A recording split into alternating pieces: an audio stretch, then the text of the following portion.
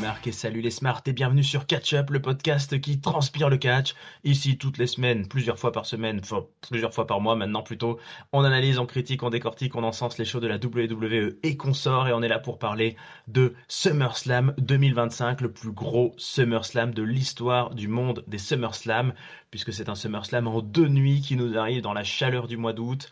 Je suis Raphaël et on est 3 pour vous parler de ce SummerSlam en 2 nuits. Je suis accompagné, galanterie oblige, je vais commencer par elle, par l'indéboulonnable Letty. Comment ça va, Letty? Salut Raphaël, salut à tous. Écoute, ça va très bien pour cette road to SummerSlam historique, autant pour la WWE que pour Catch Up. Et oui, en tout cas, c'est un épisode de Catch-Up historique, peuple de Catch-Up, puisque nous accueillons un nouveau chroniqueur. Nous avons une nouvelle personne parmi nous. Il a commencé en tant que fan et le voici sur le devant de la scène, mais c'est toujours ça dans le catch. On commence en tant que fan. C'est pareil pour Edge, c'est pareil pour CM Punk et c'est pareil pour Deadpool Vince. Mesdames et messieurs, si vous suivez notre Discord, vous le connaissez sûrement. Eh bien, le voici, vous allez entendre sa voix. Roulement de tambour. Comment ça va, Vince?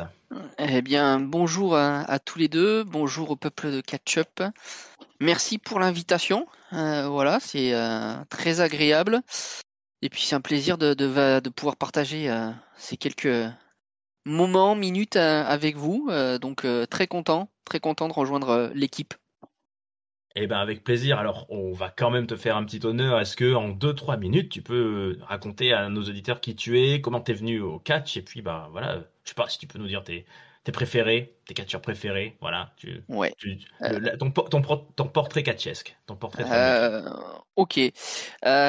Écoute, ça fait très très longtemps que je suis fan de catch. J'ai dû commencer à regarder au début des années 90. Voilà, donc il n'y avait pas encore Raw à l'époque, c'était surtout des petits shows sur Canal+, où il y avait petites 45 minutes de show, on n'avait pas grand-chose, voilà. Très fan de Bret Hart au départ, du Hitman. Ça a un petit peu évolué avec le temps. Et puis effectivement, j'ai eu des petites périodes creuses dans les années 90. Et puis je suis revenu à partir de 2002, sur le catch. Et j'avoue que sur les quelques dernières années, c'était un petit peu plus compliqué. Je suivais uniquement les PLE et puis un petit peu NXT. Et donc mes chouchous, c'est des gars comme Finn Balor, comme AJ Styles.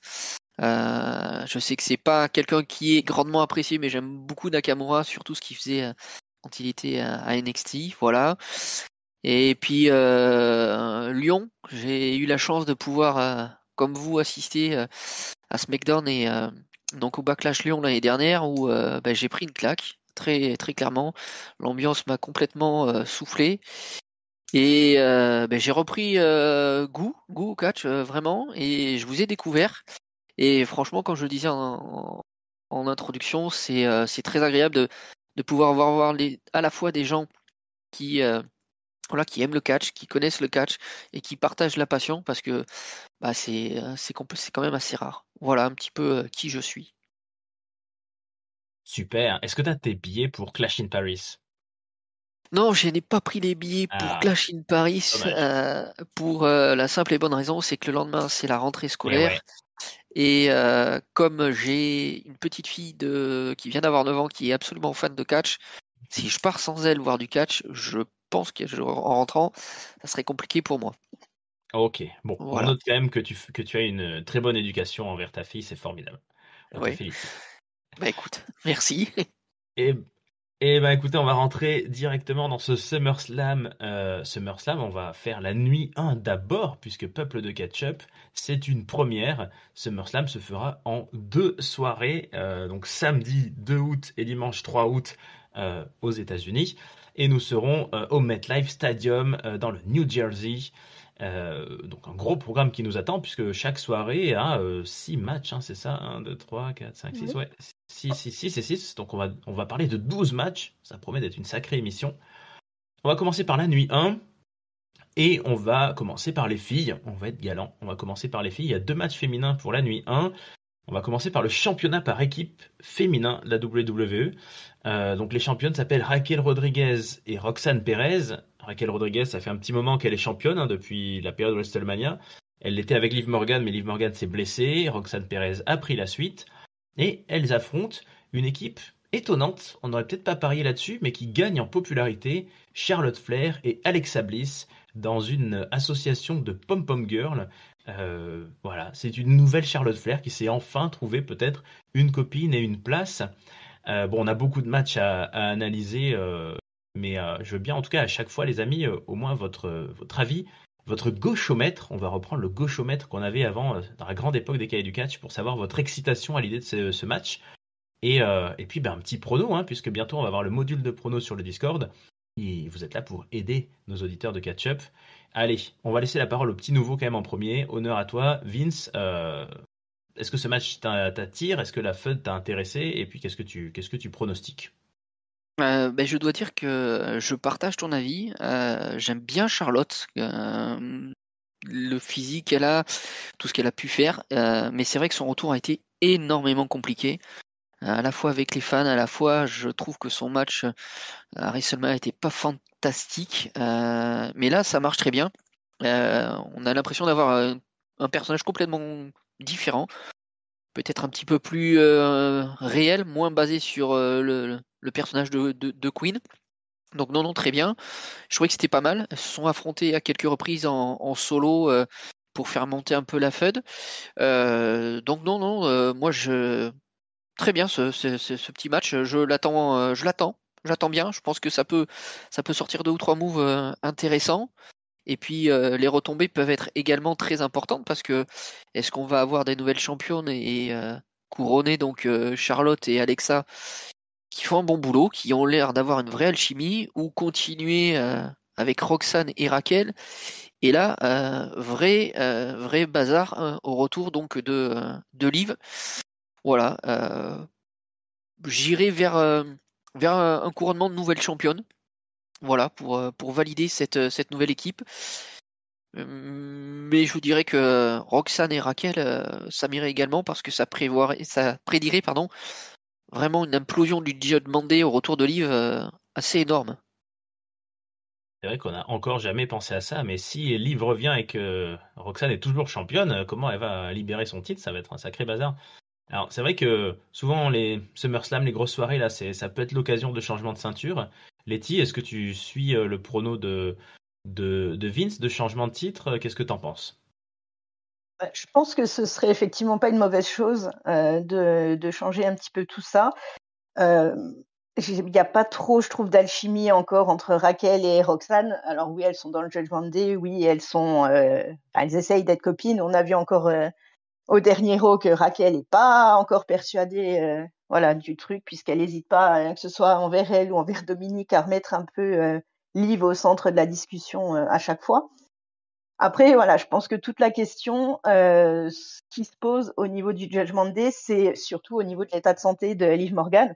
Effectivement, si elle peut revenir d'ici SummerSlam, je pense pas, mais soit à Clash in Paris, soit peut-être juste après, éventuellement, il y aurait un intérêt à les garder peut-être championnes pour voir la réaction de Liv, justement, en revenant et en voyant Roxane avec sa ceinture autour de la taille. Si effectivement, comme ça avait été plus ou moins annoncé, elle est absente pendant 6 à 9 mois, bon, on peut peut-être passer à autre chose pour le moment. Et autant je suis pas une grosse fan de Charlotte Flair, ça c'est pas un secret. Autant, voilà, la voir revenir dans ce rôle-là et pas directement récupérer un titre solo et directement repartir, voilà, Queen Charlotte, voilà. Je trouve que ça rend son personnage beaucoup plus intéressant. Et Alexa, ça l'a aidé aussi à se trouver un but, puisque ça faisait quand même quelque temps qu'elle errait un petit peu. On avait l'impression qu'elle avait un peu du mal à retrouver un personnage. Donc j'aime bien cette association, et effectivement, je suis d'accord avec Vince, ça pourrait être une bonne chose de changer un petit peu tout ça, quoi. Ouais, c'est vrai qu'il y a deux équipes qui sont dans des dynamiques un petit peu particulières, mais c'est ça qui leur donne leur âme. pour le Judgment Day, il y a clairement ce fameux filou de Finn Balor que Vince aime bien, qui est en train de créer la détention, enfin, qui je pense essaye d'écarter notre ami Liv, alors que c'est lui-même qui avait déjà écarté Rhea à la place de Liv, et puis il les met toutes dans les bras de Dominique, on dirait, je sais pas trop ce qu'il nous fait. C'est un petit entremetteur, mais moi, je pense que Charlotte et Alexa, effectivement, elles auront de l'intérêt en tant que championnes. Donc, c'est un pronostic qui me paraît assez chouette. On a beaucoup parlé de Charlotte qui se retrouve un peu une place, mais c'est vrai qu'Alexa Bliss, là, quand elle a commencé en solo, quand elle est revenue au Royal Rumble, au début, elle avait un peu l'air de pas trop être fan d'être là. Ça me rappelait le tout dernier run d'AJ Lee qui était revenu, ça date, hein, ça fait plus de 10 ans cette histoire, qui était revenu faire 3 ou 4 mois, je crois, et qui faisait vraiment pas grand-chose sur le ring. Mais là, elle a l'air de s'amuser à nouveau, donc dans tous les cas, je pense qu'on peut avoir quelque chose de fun et peut-être bien que dans tous les cas, on aura aussi des interventions masculines du Judgment Day. Donc, il y a de quoi avoir un petit match sympa. Si on reste dans la division féminine, complètement une autre ambiance. On aura en nuit 1 le championnat féminin de la WWE, Tiffany Stratton, Tiffy Time, qui va affronter Jade Cargill. Alors là, c'est un match, ça va vraiment être quelque chose d'assez particulier puisque les deux femmes se sont affrontées, enfin se tournent autour depuis quelques semaines, depuis quelques mois même. Jade Cargill, elle est un petit peu dans l'équation des tops féminines à SmackDown. Mais là, il n'y a plus Naomi qui tourne autour, il n'y a plus cette histoire de mallette. Naomi, ça y est, elle est championne, elle est à Raw. Donc ça libère un horizon qui est un petit peu inattendu. Moi, je ne sais pas trop quoi pronostiquer de cette histoire. Et puis en fait, il n'y a pas beaucoup d'historique et de fun entre les deux demoiselles. Mais Letty, peut-être que toi, tu vois quelque chose plus clairement que moi dans cette histoire, dans ce qui va se passer. Pas du tout. Ah oui. Absolument pas. Euh, j'ai franchement zéro hype sur ce match. Je, comme on l'avait déjà évoqué plusieurs fois, j'ai encore beaucoup de mal à imaginer Jade Cargill avec une ceinture là, maintenant, à l'heure actuelle. Je trouve il y a encore trop de soucis. Enfin, je sais pas, j'ai beaucoup de mal avec elle. Alors bon, Tiffany Stratton, forcément, voilà, elle essaye de se montrer un peu plus forte. Enfin, voilà. Si on regarde que le côté réalisation dernièrement et la force physique, je pense que Tiffany a pas de grande chance. Mais en même temps, j'ai pas du tout envie de voir Jade avec un championnat. Donc je vais miser sur Tiffany, mais voilà, parce qu'il faut en choisir une des deux, quoi. Ok, Vince, est-ce que ce match t'attire déjà? Est-ce que t'as hâte de le voir et qu'est-ce que t'en penses? Qu'est-ce que tu pronostiques? Alors, je partage complètement l'avis de Letty sur la première partie. Pas du tout hypé par le match. Déjà, opposition face contre face, c'est pas le meilleur angle. Après, les deux derniers matchs en PLE de Jade ont été affreux, hein, que ce soit contre Asuka ou contre Naomi. C'était très compliqué. Maintenant, elle est arrivée avec un statut. Depuis qu'elle est arrivée, elle est montée par la direction. Est-ce qu'ils veulent pas lui donner voilà, le titre pour vraiment ce qu'elle vaut? Et effectivement, si c'est un échec, attention à la chute. Voilà. Après, on a également Tiffany qui a le titre depuis le début de l'année. Ça fait 6-7 mois. Voilà, je pense que Triple H va valider Cargill. Je suis pas. Ça m'embête beaucoup, mais je partirai sur Cargill de par ces deux, trois petits éléments là. Un long règne de Tiffy, le fait que ce soit voilà, une star quand elle est arrivée, même si elle a AEW, elle n'était pas formidable non plus. Voilà, moi je miserais sur Cargill, mais zéro hype sur ce match. Ok, ouais, il a l'air plus difficile, hein, ce match-là, pour le peuple de Ketchup.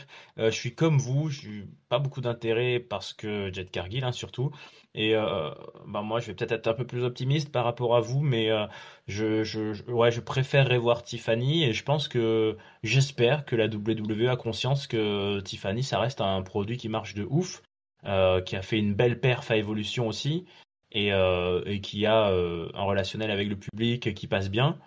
Alors vous me direz peut-être que justement elle a plus besoin d'une ceinture, elle peut s'en éloigner quelque temps, mais moi je la validerai encore plus et Jade, Bah, Jed, on sait pas trop quoi, qu'est-ce qu'il faut lui faire comme boulot encore avant de franchir la vraiment next step, mais je le sens pas pour maintenant. Moi, je dirais Tiffany, mais en tout cas, je suis d'accord. Je pense que sur la carte des 6 là, ouais, c'est un petit peu j'allais dire notre point faible. Non, il y en a un autre match qui risque d'être un petit peu un point faible en termes de qualité catchesque, mais on va y venir juste après. Donc ça fait. Attends, Letty, toi, t'as dit plutôt Tiffany. Tiffany aussi? Ouais, ok. Ça fait 2-1 pour Tiffany. Écoute, on va croiser les doigts pour elle. On va croiser les doigts pour Tiffy. N'oublions pas, les amis, que tout ce dont on parle, c'est la road pour Clash in Paris. Donc ça peut nous amener ensuite des superstars dans notre jardin français, notre jardin à la française. On quitte la division féminine, Letty, tu nous pardonnes? Je vous pardonne, tout à fait. Voilà, on va y revenir très vite. On va enchaîner par un match que tu attends sûrement beaucoup, enfin en tout cas avec ton catcheur préféré. On va parler de Sami Zayn contre Karrion Kross. Alors ça, c'est la petite surprise de l'Internet community. Karrion Kross, c'est en train de devenir une espèce de grosse star des réseaux sociaux. Pas que d'ailleurs, parce qu'il paraît que c'est un des top vendeurs de t-shirts.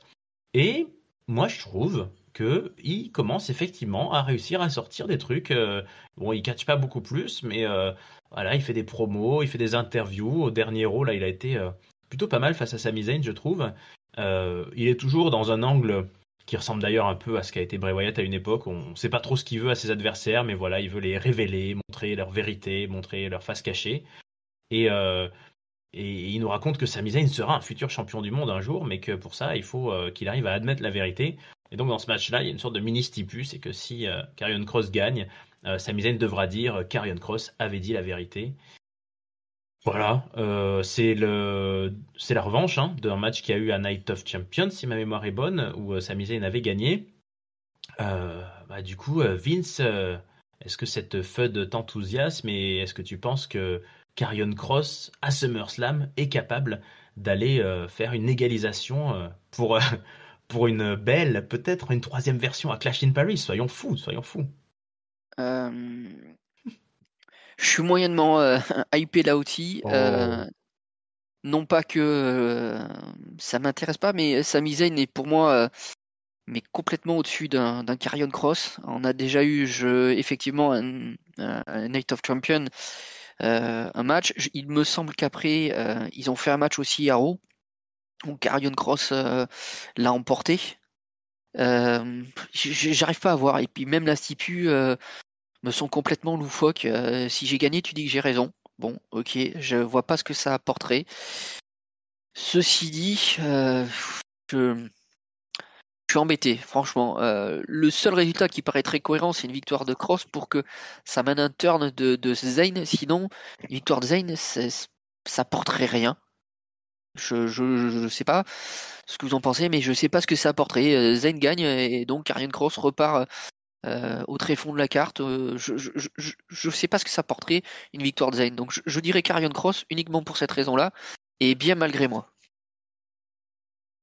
Ok, Letty, qu'est-ce que tu en penses?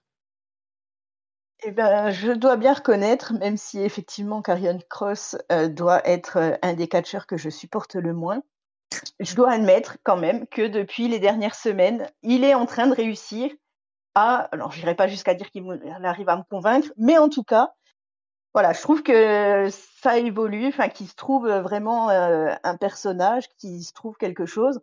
Bon après, c'est un peu répétitif contre Sami Zayn, mais finalement c'est pas plus mal que ça, je trouve. Alors je dirais pas que j'ai une hype à 5 sur 5, mais en tout cas c'est un petit match que j'ai bien envie de suivre. Après, voilà, là où je rejoins Vince, c'est que la stipu, elle est un petit peu pourrie quand même, mais bon, c'est pourquoi pas. Euh, Là où j'ai un peu de mal, c'est à voir, à imaginer qui pourrait l'emporter, puisque voilà, enfin, je suis tombée sur un truc. Alors bon, ça reste les réseaux sociaux, c'est pas dit que ce soit la vérité, mais visiblement, il y aurait eu une interview de Karrion Kross qui nous dit que son contrat se termine bientôt et qu'il a toujours pas d'infos s'il va re-signer ou pas. Donc voilà, il y a ça aussi un petit peu qui rentre en jeu. Est-ce qu'ils vont lui donner une grosse victoire avant potentiellement de terminer son contrat, ou justement, comme le public accroche, une grosse victoire avant peut-être une prolongation? Je sais pas. Une victoire de Sami serait pas mal aussi. Bon, il faut que je me décide. Écoute, je vais quand même. Voilà, ce sera une fois dans l'histoire. Je vais parier sur Karrion Kross. Allez, la grosse cote, la grosse cote. Ben moi, je suis plutôt un fan, hein. Je sens que je suis un peu tout seul, mais je suis assez convaincu là par ce qu'il est en train de faire, Karrion Kross. Disons qu'il trouve un truc et il tient là, il tient le jeu, ils s'y tiennent avec Scarlett aussi tous les deux à leur nouveau personnage qui ressemble un peu à l'ancien, mais avec plus de temps d'antenne, plus de discussions possibles, tout ce qu'il a pas trop réussi dans les fêtes précédentes avec AJ Styles ou autre. Là, il trouve un bon répondant en face. Moi, je suis plutôt, j'avais bien aimé aussi le match à Night of Champions, hein. Donc, je suis assez chaud et je vais voter pour Karrion Kross aussi. On va aller faire un 3, un 3-0 visiblement. Euh, Sami repartira sur autre chose. Je sais pas si c'est pour un heel turn comme tu penses, Vince, mais il arrivera à rebondir sur autre chose ou leur referont peut-être un autre affrontement qui sera regagné par Sami. Mais ouais, je pense que Karrion mérite là d'être mis un peu plus en avant, donc d'aller chercher une victoire. On va continuer dans les matchs de cette carte. On va passer sur des divisions tag team. Alors, enfin, on a deux matchs tag team pour la nuit 1. C'est pas de la division tag team classique. Et on va parler du premier qui est pas du tout de la division tag team classique. Randy Orton, RKO, le grand, la légende du catch, qui d'ailleurs, je crois que j'ai vu cette info sur les réseaux sociaux aussi, devient le catcheur qui a le plus catché à SummerSlam dans l'histoire. Eh bien, il ajoute une carte à sa liste en faisant équipe avec Jelly Roll. Jelly Roll, qui n'est autre que un artiste américain, un chanteur de country, country rap, je crois. J'avoue que je n'ai jamais écouté. N'hésitez pas à nous dire en commentaire, peuple de Ketchup, si vous avez écouté, si vous adorez Jelly Roll. Et ces deux-là affrontent Drew McIntyre et Logan Paul. Alors c'est un peu surprenant parce que Logan Paul, qui était quasiment devenu un vrai catcheur adoubé par ses congénères, là il a un peu le rôle du pendant de Jelly Roll, c'est-à-dire voilà, de la star mainstream qui vient pour un soir faire une petite perf. Et puis ben voilà, en face on a Randy Orton d'un côté, Drew McIntyre de l'autre. Ceux-là ils se connaissent très très bien. Donc il y a moyen de nous faire un match assez spectaculaire rien qu'à eux deux. Forcément, avec Jelly Roll, on a pu le voir en weekly, il y aura des coups de poing un peu approximatifs, il y aura des choses qui nous feront peut-être un peu grincer des dents en tant que fan de catch. Mais Letty, est-ce que tu penses qu'il y a moyen qu'on se fende un petit peu la poire quand même, que ça puisse être sympa? Est-ce que tu as aimé la feud déjà? Et est-ce que pour toi, ça a sa place à SummerSlam, ce côté un petit peu fiesta de l'été avec quelques stars? Ou est-ce que tu aurais bien aimé avoir quelque chose d'un peu plus bonhomme là, entre Drew et Randy? Moi, enfin, j'aime bien. Je trouve que ça rajoute un petit côté comédie qu'ils ont pas, enfin que Drew notamment a pas l'habitude d'avoir de son côté. Ça nous évite un énième, même si ce serait un match, voilà, qui serait sûrement très très bien, ça nous évite un énième Randy Drew en match simple, bon, sans intérêt forcément particulier. Et je trouve que surtout là, le fait que SummerSlam soit sur 2 soirées, on se retrouve un peu comme avec WrestleMania où c'est bien d'avoir de temps en temps, voilà, un petit match un petit peu plus cool, un petit peu plus comédie. Donc voilà, je trouve que c'est pas une mauvaise chose. Euh, pour la victoire, bah écoute, j'ai bien envie de parier sur Randy Orton et Jelly Roll, juste parce que j'ai hâte. J'aimerais tellement voir la tête de Logan Paul s'il se débat par Jelly Roll, c'est tout. J'ai vraiment envie de voir sa tête. Ouais, ouais, je pense qu'on aura bien droit à une session où il va en prendre plein la tronche, le petit Logan Paul. Vince, qu'est-ce que t'en penses, toi? Qu'est-ce que tu vois dans cet affrontement? Et est-ce que t'as aimé cette histoire? Je l'ai pas vu arriver déjà, d'une part. C'est arrivé comme ça sur un épisode de SmackDown où Jelly Roll est en train de faire un mini concert. Ok, ça s'est suivi sur le Saturday Night Main Event. Ok. Après, ce qui est bien, c'est qu'il est accompagné quand même de trois gros performeurs. Orton, Drew McIntyre et Logan Paul. J'aime pas trop Logan Paul. Dans le ring, il fait quand même de sacrés perfs.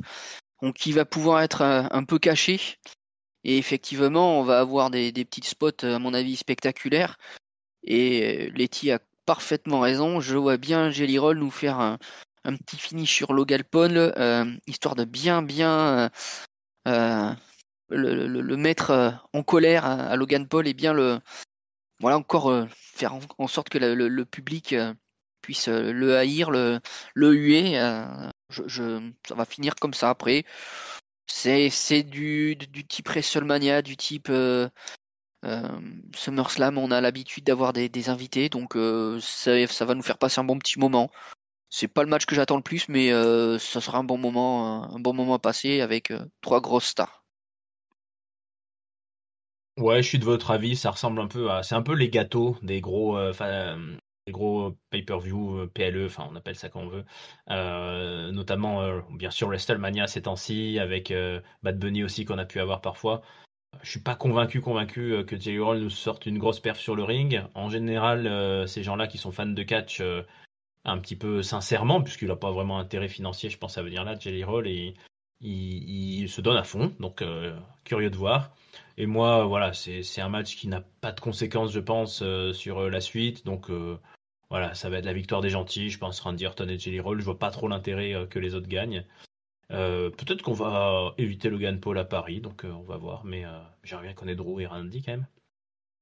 Voilà, je parie aussi comme vous, et bon, il y a eu des interactions sympas, mais c'est vrai qu'en weekly, ça fait un peu vite la bagarre générale avec Jelly Roll qui donne des coups de poing un petit peu dans le vide, et il s'est quand même pris un Claymore, il s'est quand même pris quelques moves sympas. Je crois qu'il a fait un espèce de choc slam aussi complètement euh, mis en avant par Logan Paul, mais un petit peu mou. Mais bon, voilà, ça va durer peut-être une douzaine de minutes, un petit truc comme ça, peut-être moins. Ça va mettre du dynamisme peut-être en milieu de show, je pense. On enchaîne avec un autre match tag team, pas du tout le même niveau d'intensité, puisque là on parle de la Bloodline à l'ancienne qui affronte la nouvelle faction de Paul Heyman, qui n'a pas de nom d'ailleurs. Si, ils ont un nom officiellement, je crois. Non. Non, Non, pas pas à ma vraiment de nom. connaissance, hein. Pas de nom spécial. Donc Roman Reigns sera là à SummerSlam après avoir quand même raté quelques mois à la WWE. Il est en équipe avec Jey Uso. Là, c'est vraiment le retour aux sources, hein, malgré tout ce qu'ils ont pu se faire l'un contre l'autre quand même. Et ils affrontent donc Bron Breakker et Bronson Reed. On va dire voilà les nouveaux monstres dans la place avec en l'absence de Seth Rollins, hein, qu'on regrette beaucoup, un Bron Breakker qui prend aussi beaucoup d'aisance au micro et dans les décisions dans cette équipe, avec Paul Heyman bien sûr en arrière-plan qui pilote tout ça. Bon, il s'est passé beaucoup de choses ces dernières semaines avec des segments assez classiques mais toujours spectaculaires, des uns des autres qui s'attaquent, qui interviennent dans les matchs des uns des autres. Braun Breaker et Bronson Reed qui ont fini très fort au dernier Raw juste avant SummerSlam, hein, en détruisant vraiment leurs adversaires à travers les tables des commentateurs, etc. La jeune garde contre les plus vieux vétérans, Jey Uso qui rentre un peu dans le rang après son règne de champion du monde qui paraît déjà loin, et un Roman Reigns décidément désormais vraiment temporaire. Alors, un petit peu curieux. Enfin, moi, j'ai un peu peur. Peur, c'est un grand mot, mais je suis un peu curieux de savoir s'il arrive à garder le rythme sur le ring.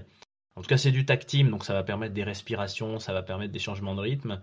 Euh, voilà, Vince, est-ce que tu attends ce match avec impatience? Est-ce que tu aimes cette nouvelle faction autour de Paul Heyman? Et qui peut bien s'imposer ce soir à SummerSlam, ce soir-là, parmi ces deux équipes opposées? Très fan de ce que font Rollins, Breaker, Reed et Paul Heyman, un degré moins de Paul Heyman dans le ring, hein, tout du moins. Non, très fan. Vraiment déçu que Rollins se soit fait. A priori, je pense que ce sera les croisés et qu'on ne le revoit pas avant un petit moment, voire un long moment. Je pense que ce match, à mon avis, il manque deux acteurs parce que sur les dernières semaines, on avait Rollins, donc qui à mon avis aurait dû être dans le match. Et le gros absent pour moi, c'est aussi LA Knight. Alors, je suis pas super fan, mais il y avait une grosse interaction entre Rollins et LA Knight où chacun intervenait dans tous les matchs et je pense que c'était peut-être prévu en 3 contre 3 là-dessus. Après, Reigns et Jey, pour moi, vont faire le taf. J'attends bien, je suis bien hypé par le match. Ça a été long à arriver, le retour de Reigns, mais les deux derniers segments qu'il a fait ont été très bons et celui de lundi soir où il se fait découper en deux par le spear de Breaker est fou. Je pense qu'on va avoir un gros match là-dessus et je pars pour Reigns et Jey, néanmoins vainqueur. Euh, voilà. Et Letty, de ton côté, qu'est-ce que tu en penses? Est-ce que tu vois aussi la victoire du OTC? Je suis assez d'accord avec ce qui a été dit. Je suis très très fan de cette rivalité et notamment du nouveau clan qui était autour de Rollins. Mais voilà, malheureusement, comme vous l'avez dit, il est absent pour quelque temps. Mais on se rend bien compte que Paul Heyman, bon, on n'avait plus besoin de d'autres preuves, mais voilà, tout ce que touche Paul Heyman se transforme vraiment en or. Euh, on a un Braun Breaker qui, je trouve, qui assure, comme tu l'as dit, de plus en plus au micro, qui prend vraiment le rôle du leader en l'absence de Rollins. Et je trouve que voilà, c'est un rôle. On se doutait bien qu'à un moment donné, comme tout ce genre de faction, on a forcément toujours voilà le bras droit qui à un moment donné trahit et essaye de prendre le, le lead en fait du groupe. Et là, je trouve que le fait de faire ça avec quelques mois d'avance, je trouve qu'il assure vraiment. Donc, je trouve que c'est voilà, ça va être vraiment un gros match. Mais je mise aussi sur une victoire de Roman et Jay. Je pense que voilà, ça les remettra un petit peu sur le devant. Je pense que Roman, il a besoin aussi un petit peu d'une victoire pour le repropulser, le remettre un petit peu dans l'histoire. Ça fait 3 semaines qu'il est revenu, donc voilà, je pense que ce serait pas mal. Hein. Tu crois, toi, en l'espoir d'avoir un Roman Reigns qui revient plus durablement et ça- J'espère, hein, J'espère, oui. Je pense qu'on espère j'espère. tous. J'espère le voir à Paris. Ouais, C'est- bien sûr. Moi, c'est peut-être le point qui me questionne et c'est pour ça que moi je voterai plus pour les jeunes. Parce que j'ai un peu peur que Roman Reigns soit plutôt parti dans une dynamique de part-timer. Hein. Il n'a pas fait beaucoup. Il était là à WrestleMania, il était là au Royal Rumble, et puis après, en gros, il a raté quasiment du Rumble à WrestleMania. Du WrestleMania maintenant, il a quasiment pas été là. Donc j'aimerais y croire, bien sûr. Mais je me dis que si Roman Reigns est parti sur cette dynamique un peu à la Brock Lesnar à une époque ou à la John Cena de venir tous les 3 mois, il n'a pas beaucoup d'intérêt à gagner. Braun Breaker et Bronson Reed, il y a moyen vraiment de les installer et en gros, de leur faire perdre la tête là, de devenir complètement mégalo et persuader qu'ils sont les meilleurs. C'est peut-être un peu tôt, effectivement, la blessure de Rollins est assez récente. J'aime bien ta théorie, Vince, je n'avais pas pensé, mais qu'il y avait peut-être un 3 contre 3 qui était prévu à la base. Donc je pense aussi qu'ils sont un peu en train de réorganiser les personnages. Braun Breaker prend une belle place. Est-ce que il va y avoir des tensions avec Reed? Pour le moment, ça a l'air de rouler. Du coup, c'est un peu difficile de pronostiquer. Je suis sûr qu'on va avoir un super match et qu'on va avoir des super moves. Je pense que Jey Uso, au milieu de tous ces Golgoth, il risque de prendre quelques, quelques coups dans le ventre, quelques spears et quelques tsunamis. Moi, j'ai plutôt envie de voter pour les jeunes. Je sens un SummerSlam qui va souffler un vent de fraîcheur, mais je suis convaincu que ça va être un des meilleurs matchs de la soirée et peut-être de ce SummerSlam.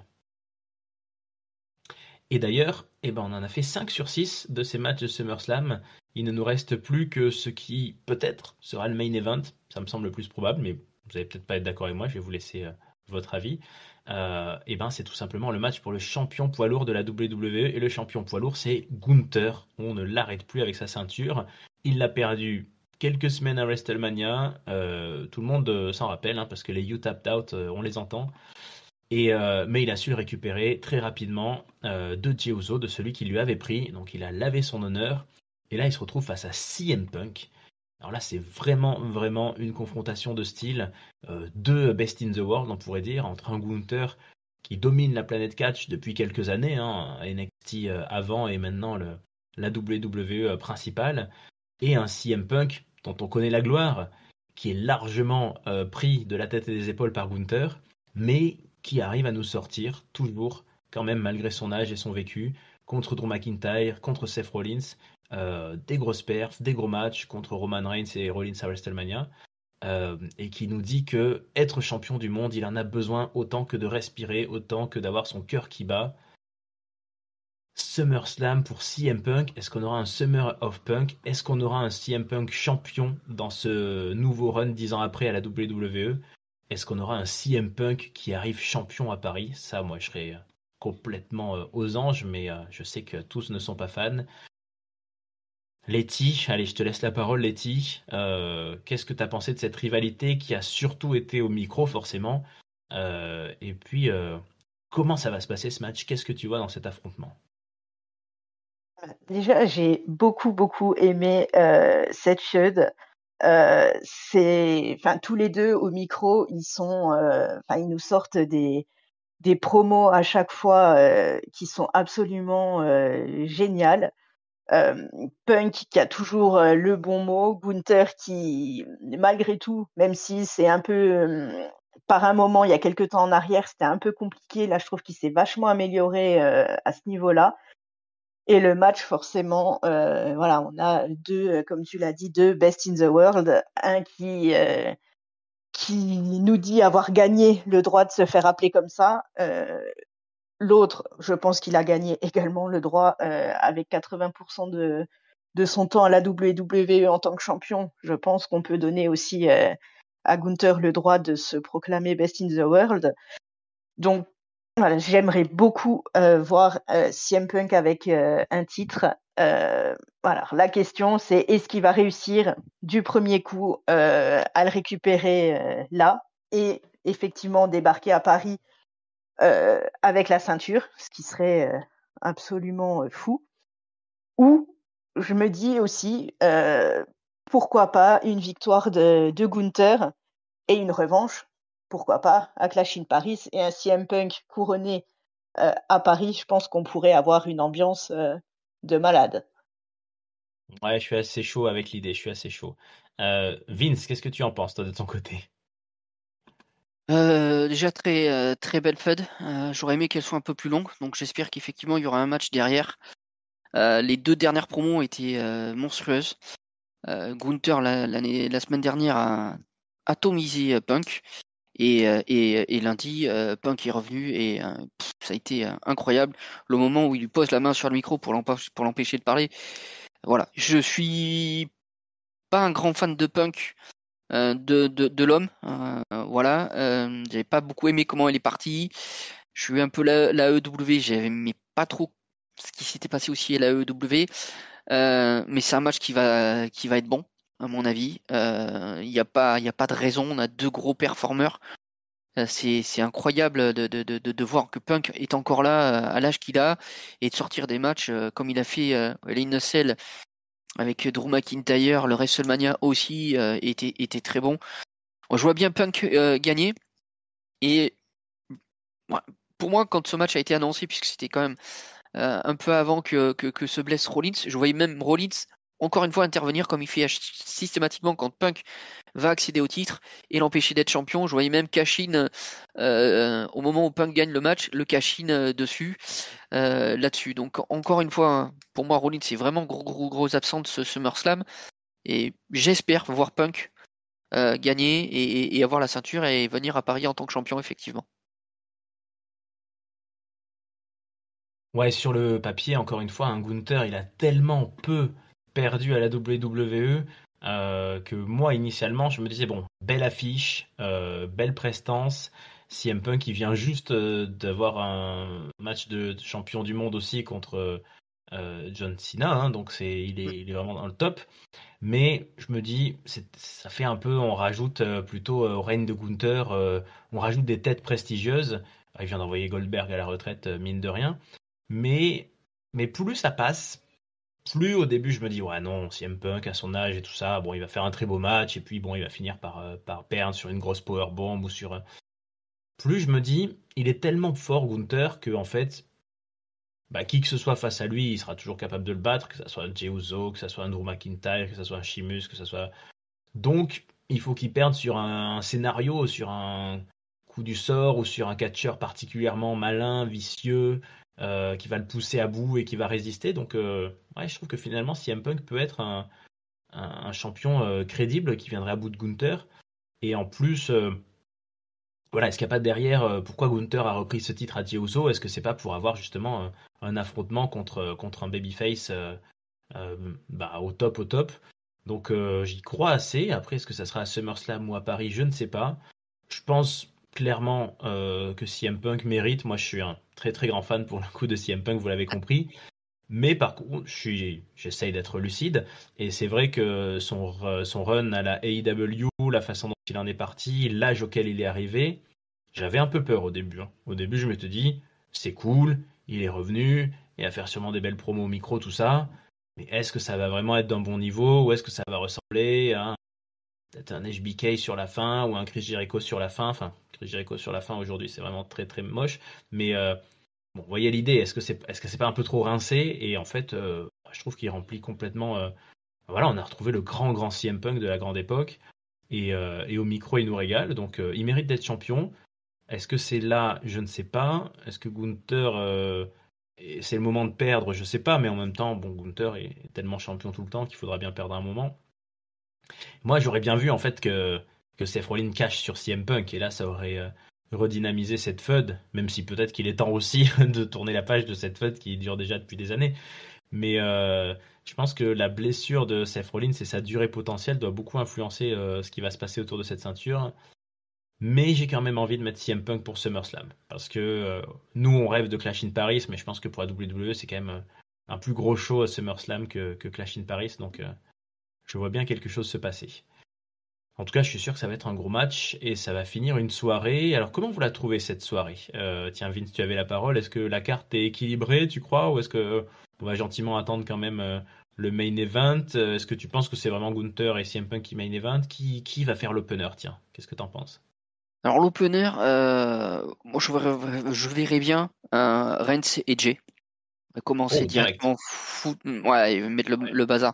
Parce qu'après, si tu mets Cargill, Tiffany, ça va être très compliqué. Orton, Jelly Roll, pour moi, c'est pas le bon emplacement de les faire commencer.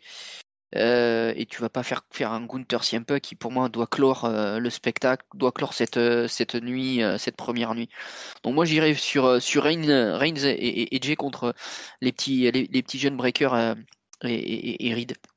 Là-dessus, carte assez équilibrée, il y a de tout. Il y a des matchs qu'on attend, des matchs un peu moins ce qu'on attend, et puis il y a cette petite pastille là au milieu avec Jelly Roll. Donc je pense qu'il y en aura pour tout le monde. Ouais, je pense que c'est à peu près équilibré. C'est à peu près équilibré. Letty, qu'est-ce que t'en penses? Oui, moi, je suis assez d'accord. Il y a un petit peu de tout.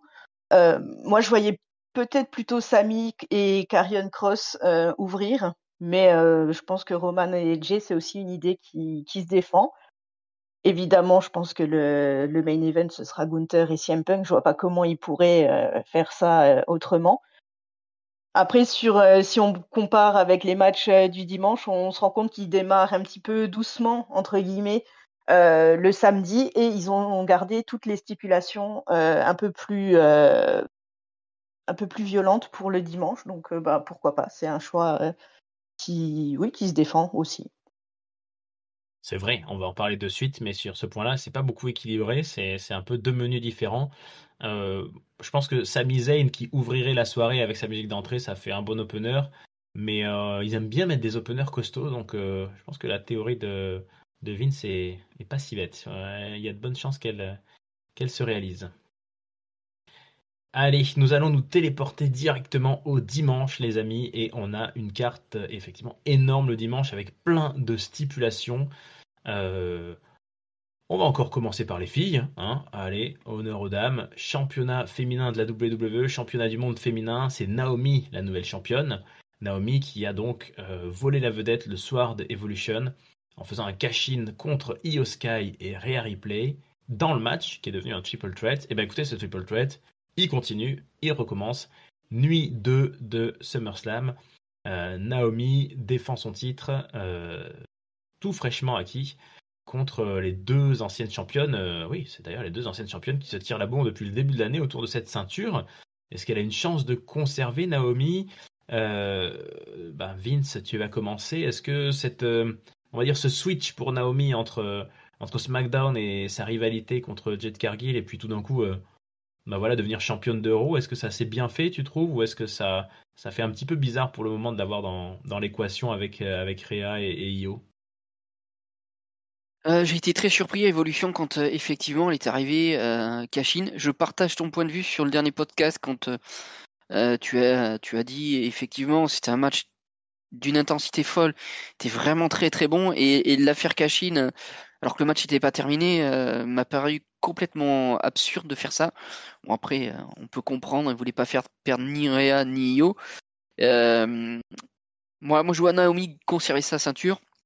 Parce que il y a déjà Clash in Paris, on sait déjà quel est le prochain adversaire, c'est-à-dire Stephanie Vaquer. Et je vois mal une Io, une Rhea Ripley reprendre la ceinture pour aller feuder avec Stephanie Vaquer. Donc je dirais que c'est Naomi. Je sais pas, il y a aussi quelque chose qui me dit que Naomi, je l'ai pas dit tout à l'heure, mais je pense aussi qu'elle n'a pas fini avec Jade. Je me dis, je sais pas, il y a peut-être un truc encore à faire et elle me dit qu'il y aura peut-être une intervention de Naomi sur la nuit 1 pendant le match, peut-être un retour de Cargill. Je les vois pas avoir terminé non plus la fête, pas parce qu'elle est partie à Raw que c'est terminé. Mais pour moi, Naomi va gagner et on aura un chouette donc Vaquer contre Naomi à Clash in Paris. C'est vrai que l'issue de ce match va directement nous donner une affiche pour Paris. Letty, qu'est-ce que t'en penses? Est-ce que la configuration à 3 là va permettre à Naomi un petit coup en douce pour garder son titre? Oui, je pense qu'il y a des chances. Ce genre de triple threat, de toute façon, ça peut être voilà tout gagnant pour le champion, ou au contraire, elle peut se faire totalement avoir. Après, moi, j'aime bien cette nouvelle Naomi. Je trouve elle s'est bien réinventée. J'étais pas, j'étais moins fan de son personnage là sur la fin de sa période un peu néon, copine, machin. Là, je trouve que ça lui colle mieux. Et puis son règne de championne jusque-là, bon, même si ça fait pas longtemps, je trouve elle assure assez. Bon, évidemment, au fond de moi, j'ai toujours quand même envie de voir Rhea récupérer une ceinture, mais je pense que c'est pas le moment à ce SummerSlam. Là où je suis moins fan du comment dire, de ce qui se passe en général en ce moment, on en avait déjà parlé, c'est de promettre des matchs à certaines personnes, de faire gagner des matchs qui peuvent se passer dans 1 mois, 2 mois. Là, le fait de savoir que forcément la feud va s'arrêter, on peut pas se dire que ça va continuer entre Naomi et Io ou Naomi et Rhea ou des choses comme ça. On sait qu'il y a Stephanie Vaquer qui attend son tour. Euh, alors après, est-ce que voilà le fait d'avoir fait gagner Stéphanie, c'est pour lui donner une chance au match et après on repart sur le truc classique et elle sort de l'équation, ou est-ce que c'est pour vraiment lui donner une chance? C'est là où je suis un peu moins convaincue. Mais en tout cas, voilà, je miserai plutôt sur Naomi et je suis très contente de voir Stéphanie Vaquer à Paris dans tous les cas, que ce soit contre Naomi ou quelqu'un d'autre. Ouais, ça c'est la bonne première nouvelle qu'on a eue sur ce show parisien. Bon, je suis comme vous, je pense que Naomi, il n'y a aucun intérêt qu'elle perde déjà sa ceinture. Et le triple threat, c'est souvent une bonne astuce justement pour passer d'une feud à l'autre. Je suis d'accord avec toi et c'est vrai qu'on en a parlé, toutes ces histoires, la WWE qui devient presque trop sportive avec des tournois qui donnent une challengeuse, qui donne une affiche qui est prévue dans 2 mois, mais entre-temps il y a SummerSlam et tout. Moi ça m'embête un peu, ouais, c'est un peu mal fichu parce que du coup ça lance des feuds. Stéphanie et Naomi, elles se sont croisées, elles ont parlé et tout ça. Mais on n'est pas sûr que c'est ça qui va se passer. Et du coup on devine que c'est ça qui va se passer, mais ça... Ouais, c'est un peu trop anticipé, je trouve. C'est peut-être ce qui est un petit peu dommage. Cela dit, je sais pas, ouais, si Vince a raison, ils ont quand même beaucoup bagarré déjà Naomi et Jade Cargill, mais peut-être c'est pas fini, on ne sait pas, et on verra. La configuration en triple threat permet largement une intervention, ce qui n'est pas le cas dans le match de Jade Cargill en solo la veille, mais voilà, peut-être qu'on pourra avoir quelque chose effectivement. On avait un deuxième match féminin, on enchaîne. Ouais, celui-là, il a une grosse stipulation puisque c'est tout simplement un no DQ, no disqualification match. Donc ces deux femmes vont pouvoir faire tout ce qu'elles veulent l'une à l'autre. Et c'est peut-être la fin d'une feud qui est aussi bien longue entre Becky Lynch et Lyra Valkyria. Donc Becky Lynch qui est la deuxième championne intercontinentale féminin de l'histoire et la première c'était Lyra Valkyria. Une feud qui n'en finit pas, qui a eu un intermède de Bayley, mais Bayley ça va pas, hein. Vous avez peut-être vu Monday Night Raw. Bayley elle sait plus comment il faut faire pour gagner. En tout cas, elle sera visiblement, elle est pas sur l'affiche. Après, dans un ODQ, elle peut intervenir à tout moment. Bayley, elle sera peut-être là. Peut-être qu'elle nous a fait un peu sa pleureuse là, mais qu'elle a prévu quelque chose. En tout cas, Becky Lynch contre Lyra Valkyria, ça dure depuis un moment justement. Letty, est-ce que ça dure trop? Est-ce qu'il est temps que ça se finisse? Ou est-ce que tu continues de bien aimer toutes ces interactions autour de ce nouveau titre intercontinental? Ah non, non, non, non, ça doit terminer. Là, je supporte plus, en fait, cette rivalité. Je pense que ma hype pour ce match, elle doit être à -5/5. Franchement, voilà, je n'ai pas grand-chose de plus à dire. Pourtant, voilà, Becky Lynch, c'est une catcheuse que j'aime beaucoup. Lyra Valkyria, j'aime beaucoup aussi, mais je trouve que les deux ensemble, surtout là pour l'épisode 158, ça me hype pas du tout. J'ai franchement pas envie de voir ce match. Après, peut-être qu'elles vont faire un bon match et que je serai hyper surprise et c'est tout ce que je souhaite. Mais en tout cas, là, voilà, c'est vraiment pas le match que j'attends dans la soirée. Ok, une opinion tranchée, violente de la part de Letty. Euh, Vince, est-ce que tu rajoutes tu mets un petit peu de douceur dans tout ça? Un petit peu d'huile dans l'engrenage Ouais, ou tu appuies sur le bouton qui fait mal? non, je vais te mettre un petit peu de douceur. Euh, bon, je suis un peu déçu parce que leur dernière interaction s'est un petit peu ratée lundi à Raw. Lyra s'est un peu pris les pieds dans le tapis sur sa promo. Au niveau du catch, non, elles sont vraiment pas mal les deux. J'ai beaucoup aimé leur triple threat avec ce fameux tombé que réalise Becky. Et puis on a un élément, il y a deux éléments. Il y en a un, c'est que bah, si Lyra elle perd, il n'y a plus de match possible. Voilà. Puisque c'est la stipulation qu'a proposé Lynch. Et puis il va y avoir, à mon avis, c'est une obligation, on va avoir Bayley qui va intervenir d'un des deux côtés. Je sais pas lequel. Moi je parierais pour qu'elle fasse un turn et qu'elle redevienne heel et coûte la victoire à Lyra et donc que Becky reste championne. Voilà. Ok. C'est vrai que c'est un gros prono, ça. Moi, je suis pas du tout de ton avis, Letty. Je t'avoue que j'aime bien ces rivalités. Alors, il y aurait eu que du Becky Lyra, ça m'aurait peut-être un peu saoulé, mais voilà, ils ont mis Bailey au milieu. C'était un petit peu bon. C'était du facile dans le catch. Hein, voilà, t'es ma copine, mais tu prends ma place, tu te mêles de tes affaires, etc. Moi, j'aime bien, vraiment bien Lyra Valkyria sur le ring. En tant que catcheuse, je trouve que c'est vraiment une des meilleures à suivre. En tant qu'au micro, j'ai globalement trouvé qu'elles avaient eu des très bons échanges avec Becky Lynch. Ça s'est moins bien passé là sur la fin, mais bon, c'est pas grave, on va lui pardonner. Moi, j'ai assez hâte de voir ce qu'elles vont faire, mais je suis d'accord en même temps, c'est la fin, quoi. On est d'accord. C'est le no DQ, on se met sur la gueule, on se défonce l'une l'autre. Il faut une gagnante. Et là, enfin, on passe à autre chose. Ça a quand même commencé depuis WrestleMania, cette histoire. Par contre, j'avoue que pour le prono, je suis bien embêté moi aussi.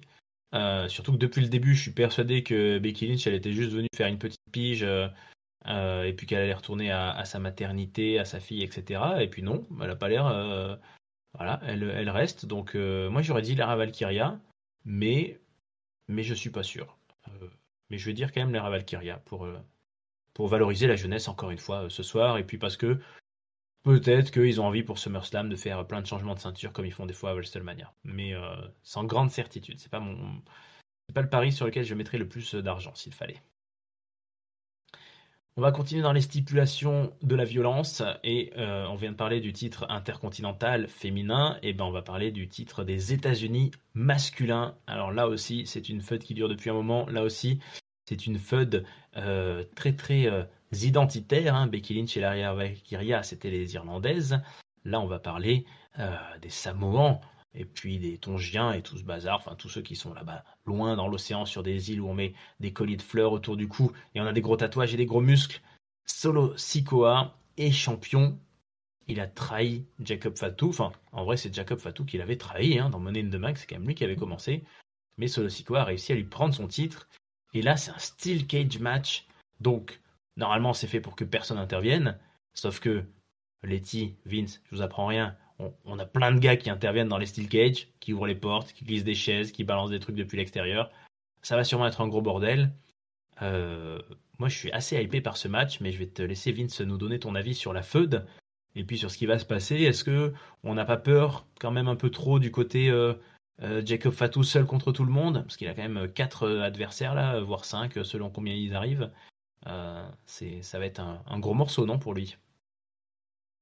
Ça va être un gros morceau, mais quand tu en regardes les SmackDown, il les a presque à lui tout seul mis hors d'état de nuire.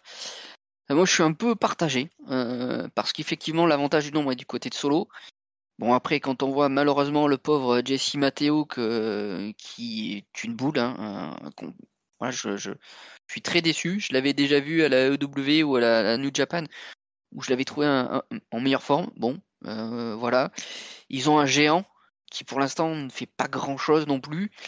Et puis bon, ben on a l'autre Tongien qui avait débuté à Paris, à Lyon, pardon. Je sais pas, le Steel Cage, je pense qu'ils vont protéger Fatou, lui permettre de reprendre la ceinture. Mais à mon avis, une fois que le match est terminé, tout le monde arrive et là, il va être voilà, c'est parti pour continuer pour moi. Je pense pas que ça se terminera avec ce Steel Cage match. Euh, Bon, je dirais Fatou, même si ce serait pas non plus très étonnant de faire gagner Solo et faire monter sa faction. Voilà, mais je dirais Fatou quand même. Ouais, il y a un truc dont on parle depuis très longtemps à Catch Up, Ringside en parle souvent et moi je suis d'accord avec lui. Euh, il manque, ça serait bien une feud vraiment au long cours avec des champions qui arrêtent pas de faire le ping-pong, qui se prennent et qui se reprennent le titre, comme ça avait été dans les grandes heures entre John Cena et Randy Orton par exemple. Et je pense qu'on pourrait vraiment avoir ça là, on pourrait avoir entre les deux, bon ça dure pas 10 ans, hein, mais je pense que Jacob peut reprendre son titre et Solo peut le lui reprendre après dans la foulée dans une autre stipulation. Tout ça, ça peut nous mener jusqu'au Survivor Series, jusqu'à un War Games peut-être. Donc moi, je verrais bien ça. Mais Letty, qu'est-ce que t'en penses? Est-ce que Solo, toi, c'est un de tes petits chouchous aussi, non? Oui, j'aime bien Jacob Fatou aussi. Je suis assez d'accord avec Vince. Je pense que ce sera pas la dernière étape de la feud. Là, clairement, c'est quelque chose qui va continuer. Je pense que tout le suspense par rapport aux résultats se jouera, à mon avis, sur le numbers game. À quel moment, en fait, est-ce qu'ils vont réussir à rentrer dans la cage avant ou après le tombé? Je pense que si ils arrivent à garder la cage fermée, hermétique, jusqu'au coup de cloche, je miserai sur Fatou. Si pour X ou Y raison, ils arrivent à rentrer avant la fin, je miserais plutôt sur Solo. Je préférerais que ce soit Fatou, puisque je pense que ça relancerait un petit peu le truc et ça l'obligerait peut-être aussi à essayer de se faire aider, parce que là, il est un petit peu tout seul contre tous. Et je pense que Vince a raison. S'il gagne, fatalement, dans les secondes qui vont suivre, il va se retrouver avec les 4 mecs sur le dos. Donc, à un moment donné, il va falloir qu'il accepte de l'aide. On a Jimmy qui a essayé 1 ou 2 fois, mais bon, ils ont pas l'air d'être vraiment en équipe. Enfin, ça a pas l'air d'être officiel. C'est plus Jimmy qui a l'air de venir quand il pense que Jacob a besoin d'aide. Donc voilà, j'ai assez hâte de voir comment est-ce qu'ils vont réussir à jouer avec la cage, à entrer, faire entrer peut-être des chaises ou des trucs comme ça. Donc j'ai assez hâte de voir ce match. Ouais, c'est une bonne stipu taillée pour eux, là. Il y a moyen que ça parte dans tous les sens. Moi, comme je viens de dire, je verrais bien un changement de ceinture. Après, c'est vrai que Jacob, il a besoin d'aide, mais en même temps, c'est un peu son personnage d'être plus fort que tout le monde à la fois. Et puis, bon, Jimmy en solo, c'est quand même pas le plus impressionnant de tous. Moi, ce que je regrette un peu pour le moment, et c'est vrai, c'est ce que disait Vin, c'est que ils sont de plus en plus nombreux dans la faction de Solo Sikoa. Mais autant dans la grande époque de la Bloodline, tout le monde paraissait fort quand même. Et bien sûr, il y avait Roman Reigns, mais il y avait Sami Zayn, il y avait Jey Uso qui était le main event Jey Uso, etc. Autant là, ça ressemble plus à une faction avec son chef puissant et les autres qui sont un peu des jeux de quilles, presque comme des agents de sécurité. Et le grand Talatonga, pour le moment, il a pas beaucoup plus de prestance que. Il me fait penser un peu aux grands Indiens là qu'on avait eu Vir et Shanky Shanky, c'est ça? Oui. Ouais, il lui ressemble un peu, je trouve. Ouais, ils font pas très peur, je trouve. C'est ça le problème. Et puis je parle pas de nos amis Tongaloa, etc. Donc ça fait un peu jeu de quilles, et soit ils deviennent plus impressionnants vraiment, soit voilà, soit il y a une nouvelle configuration qui se forme. Mais là, je suis plutôt pour Jacob, mais je serais très chaud de revoir un match entre Samoa à Paris et puis une nouvelle stipulation avec plaisir. Donc ça continue. Allez, on monte d'un cran dans les stipulations violentes peut-être. En tout cas, un match, Letty, je suis sûr que tu attendais depuis un moment. Enfin, la division par équipe de SmackDown a droit à sa super affiche lors d'un Premium Live Event. Le championnat par équipe est détenu par les Wyatt Six. Ça, c'est un choix controversé, on va en parler. Et du coup, ils affrontent à peu près tous leurs adversaires. Ils affrontent DIY, les omniprésents autoproclamés leaders de la division tag team. Ils affrontent Andrade et Rey Fenix, une équipe naissante mais dont j'aime beaucoup le style, moi. Ils affrontent Fraxium, qui sont là, les petits benjamins, mais comme des poissons dans l'eau. Ils affrontent les Motor City Machine Guns et au final le Street Profits. Et vous foutez tout ce monde-là, donc ça fait quand même 12 personnes, 12 équipes, hein, c'est ça, 6 équipes, 1, 2, 3, 4, 5, 6, ouais, c'est ça, dans un TLC match. Oula, il peut y avoir des blessés, il peut y avoir du souci, sans compter qu'il y a toute la famille des Wyatt, hein, donc on aura très certainement Eric Rowan de passage. Est-ce que c'est enfin l'affiche qu'on attendait, Letty? Est-ce que c'est enfin le match qu'on attendait? Alors finalement, c'était un peu ce qu'on avait eu au lendemain de WrestleMania déjà, hein, le match. Là, c'est le gros menu, hein. Oui, le gros menu et comme tu le dis, enfin, cette division tag team de SmackDown a le droit au feu des projecteurs sur un premium live event. Ça fait des semaines, des mois qu'on parle de cette division qui font un boulot absolument euh, de malade sur tous les SmackDown. Là, ils ont enfin leur match. Et là, en plus, un match quand même assez énorme. Puisqu'un TLC tag team match, c'est pas, enfin, on n'en voit pas tous les 4 matins. Donc, je suis très hypée par ce match. En plus, il y a que des équipes, comme dit, qui font le job toutes les semaines, DIY qui sont très bons, Andrade et Rey Fenix qui se sont formés assez récemment, mais j'aime bien, je trouve qu'ils ont une bonne dynamique ensemble. Fraxium qui sont très bons aussi, Motor City Machine Guns, les Street Profits. Donc voilà, j'ai vraiment hâte de voir ce match. Je dois bien avouer que pour mettre un pronostic là-dessus, c'est hyper compliqué parce qu'il y a tellement de paramètres qui peuvent rentrer en ligne de compte, que ce soit effectivement Rowan ou le reste de la Wyatt, enfin des Wyatt Six. Il peut y avoir aussi Candice LeRae éventuellement avec j'ai perdu son prénom, désolée, Nikki Cross. Ouais. Il y aura peut-être aussi Bifab dans les parages, donc il y a peut-être moyen d'avoir un petit match entre guillemets parallèle sur le côté qui peut éventuellement déconcentrer leur partenaire. Voilà, dans ce gros bordel, je me dis pourquoi pas les Wyatt Six qui réussiraient à conserver en profitant du chaos ambiant. Ou alors si on part sur une autre équipe, je me dis pourquoi pas DIY, puisque je trouve qu'ils ont été pas mal mis en avant ces derniers temps, comme un peu leader autoproclamé de la lutte contre les Wyatt Six, donc pourquoi pas. Mais je vais partir quand même sur les Wyatt Six, qui conserveraient. Ouais, en gros, pour toi, ils seront tous gagnants. Le fait d'avoir cette belle affiche, c'est déjà une victoire et ça nous promet un beau match. Vince, on ne t'a jamais entendu forcément sur cette scène tag team de SmackDown, mais est-ce que tu en penses du bien toi aussi et qu'est-ce que ça va être ce beau bazar là? Qui va sortir dominant des échelles? Pour moi, ça peut être le show stealer de SummerSlam, ce match-là. Il y a de tout. Il y a des équilibristes, il y a des Golgoth, il y a des gars très techniques. C'est très rapide, ça va partir tout feu tout flamme à mon avis. Le fait que les Wyatt aient quand même gagné la ceinture il n'y a pas énormément de temps, je crois que c'est il y a 2 ou 3 semaines, ça fait pas très longtemps. Donc je miserais plutôt sur les Wyatt. Effectivement, ce qu'a dit Letty est très juste. On va avoir, je pense, Derrière, il va y avoir tout plein d'interventions, que ce soit les filles avec Candice, Bifab ou Sister Abigail, Nikki Cross. Et puis après, on a encore le frère de Bray et Eric Rowan. Ça va être la folie, à mon avis. On va pas pouvoir respirer pendant ce match-là. Il va pas y avoir trop de temps mort.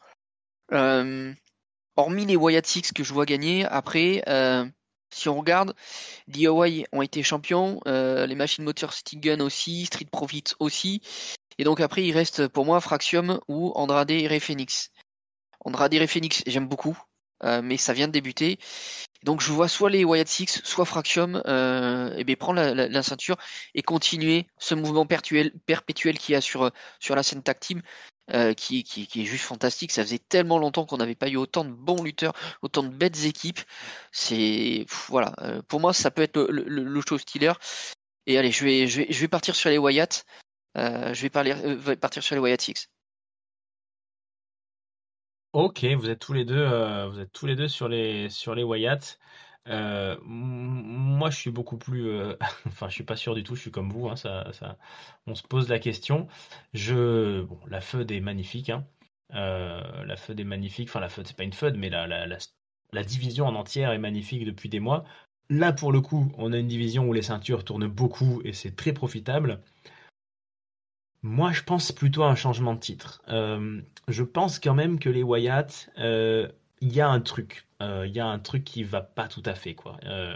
Ils ont essayé un Raw, ça a jamais pris des grandes proportions. À SmackDown, ils ont mis énormément de temps à démarrer.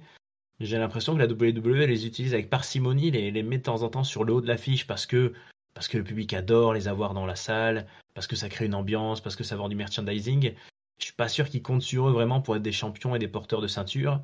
Et là, c'est vraiment l'instipu pour faire un changement de titre.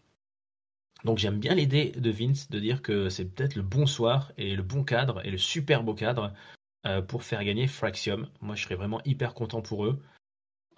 Tous sont des gagnants méritants. Je serais peut-être un poil plus déçu si c'était par exemple les Street Profits qui viennent de l'avoir et qui ont déjà tant gagné à la WWE. DIY, c'est vrai qu'ils ont beaucoup été montrés comme les patrons. Ils la regagneront à un moment donné. Je sais pas si c'est maintenant. Moi, je vais plutôt dire Fraxium. Et je pense que oui, on a potentiellement un show stealer, peut-être même un des matchs de l'année, hein. Faut peut-être pas en attendre trop, faut pas être trop déçu, j'espère. Mais ouais, je pense que ça répète des prises de ouf là pendant qu'on est en train de parler. Et d'ailleurs, je trouve que ça commence un petit peu à arriver aussi à Raw avec les LWO qui commencent aussi, je trouve, à prendre une belle présence. C'est pas du tout l'intensité qu'on a actuellement, forcément, à, à- à SmackDown, mais avec le Judgment Day qui est champion, avec le New Day qui, bon, plus ou moins, il parle beaucoup, il catch pas beaucoup, je trouve. Mais, euh, mais bon, il se passe des trucs, il se passe des trucs aussi à Raw, je trouve, sur les divisions tag team, ça commence à naître, mais bon, on n'est pas encore à ce niveau-là. Donc gros match, à mon avis. Tiens, est-ce que ça fait l'opener, ça? Vince, qu'est-ce que t'en dis? Trop. Tu, tu- Ouais, je sais pas. Un opener comme ça peut. Ouais, Ça fait c'est beaucoup. peut-être. Non, ça fait beaucoup, mais en même temps, si tu le mets au milieu, le match qui sort derrière, et on l'a vu beaucoup de fois, quand il y a un match trop enthousiasmant, trop bon, le match qui suit, ça retombe. Moi, je me rappelle de 2 ou 3 matchs à WrestleMania comme ça, bien spontanément, le Rock contre le regretté Hogan à WrestleMania 18, où le match derrière c'est Triple H contre Jericho, me semble-t-il, pour le main event, ou c'était les filles, je sais plus. C'était très silencieux. Et encore pire, je crois que c'était le match entre Michaels et Undertaker, où c'était leur premier match à WrestleMania, où ils avaient été éblouissants. Et derrière, t'as Triple H et Randy Orton qui passent. Et pareil, la foule ne réagit pas. J'ai, je sais pas comment le placer, parce que je te dis, juste en lisant les noms, la stipu, le match il donne envie et ça va partir de tous les côtés. Donc compliqué. Mais pourquoi pas. Pourquoi pas? Letty, tu le verrais bien en opener, toi? Oui, bah pourquoi pas. Après, je rejoins un peu ce que Vince disait, c'est que peu importe l'endroit où il va être dans la carte, ce match-là, dans tous les cas, le match qui va passer derrière va pâtir un peu de cette retombée Ouais. d'ambiance. Il reste juste à espérer qu'ils mettront pas Becky Lynch ou Naomi, enfin un des deux matchs féminins juste après, parce que déjà il y a de temps en temps quand même souvent sur les PLE tendance à avoir un petit peu moins d'ambiance sur les matchs féminins. S'ils le collent derrière ce match-là, ça va être compliqué pour elles, hein, malheureusement les pauvres, hein. Ouais, ça va être stratégique, mais bon, on n'est pas là pour faire tout le boulot de la WWE non plus, donc à eux de nous proposer la meilleure carte, et puis après on jugera, ça on sait faire, on donnera notre avis. Un match sur lequel on va sûrement avoir beaucoup d'avis à donner, Dominic Mysterio affronte AJ Styles pour le titre intercontinental masculin, donc on aura les deux titres intercontinentaux remis en jeu lors de cette soirée, en fait, les deux le même soir, ça va être rigolo. Dominic Mysterio, qui est champion, qui a été blessé, puis qui est revenu. Alors Dominic, quand même un peu particulier, hein, parce il était babyface pendant une époque là, quand il est devenu champion à WrestleMania. On a l'impression que c'est le face turn, et c'est complètement passé quoi. Les gens continuent de le huer, maintenant ont repris leurs bonnes vieilles habitudes. Il affronte un AJ Styles qui a envie de cette ceinture et qui est revanchard. Mais AJ Styles qu'on voit quand même un petit peu moins hein, sur le ring que dans ses grandes années. Est-ce que Dominique va déjà lâcher son titre contre un catcheur qui, évidemment, sur le papier, lui est largement supérieur dans le palmarès et dans le talent? Ou, ou est-ce qu'on va reporter ça peut-être à Paris pour une victoire d'AJ Styles phénoménale? Ou est-ce qu'il arrivera en tant que champion pour des champs phénoménales? Ou est-ce que la WWE va pas jouer là-dessus? Ça serait bête quand même, je ne sais pas, mais qu'est-ce que t'en penses, Vince? Est-ce qu'on a un changement de titre ce soir à SummerSlam? Je pense pas. Je ne pense pas. Je pense que Dom Dom va nous garder le titre. Pareil pour moi, ça peut être le deuxième show stealer de la soirée ou du week-end, on va dire plutôt, parce que les deux vont avoir une alchimie à mon avis qui va être très très bonne. AJ Styles, de toute façon, tu le mets contre qui tu veux, ça donne un bon match.